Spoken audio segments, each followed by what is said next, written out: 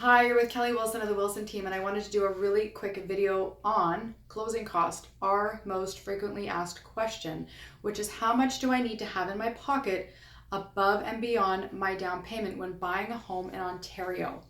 And I'm going to first off let you know that all banks and financial institutions want to know that a purchaser has 1.5% of the purchase price in the bank before closing when purchasing a home in Ontario. So it's a standard 1.5%. So whether you pay less or whether you pay more, the bank needs to know that you have 1.5% of the purchase price in the bank prior to closing. So there's a few cash outlays that you have to think about during your conditional period when making an offer.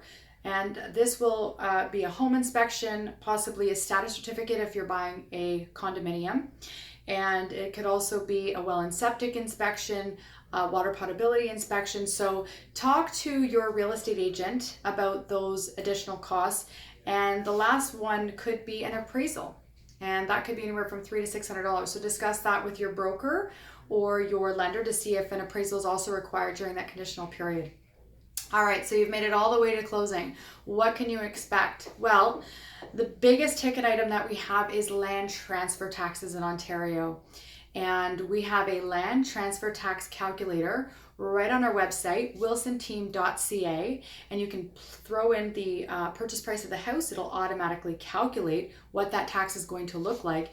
But when I'm having a consult with a client, I typically use about 1% as my estimate, so 1% of the house price. Now the good news is if you're a first-time home buyer, you get up to $4,000 of that amount completely rebated back to you, so you don't actually have to come out of pocket for it.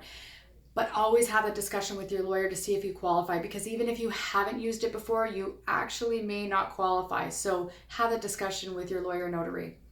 The second thing on closing costs is your legal fees and disbursements. The lawyer has a lot of work to do, so they have to get everything prepared.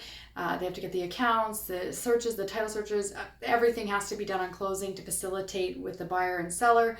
So that is generally a $750 fee, plus you're going to have disbursements. So every lawyer is different in how they charge or what they do. So make sure you discuss their fees up front so you know exactly what to look forward to on the day of closing.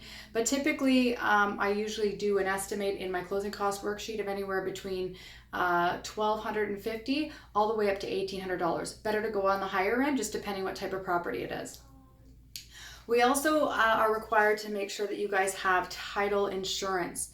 So title insurance, you can go on our website and see all the things that it protects or discuss with your lawyer, but title insurance is typically going to run anywhere from $300 to $600. There is a variance in there because there are multiple title insurance companies in Canada, and every lawyer picks possibly somebody different. So you just want to make sure that you go over those costs as well. Now, for those of you who are putting less than 20% down and you are paying Genworth or CMHC, which is default insurance, you get to pay tax on that insurance premium. So let's say, for example, the premium is $10,000. The good news is it's not HST, it's only PST, but you still are required to pay that insurance tax on the day of closing.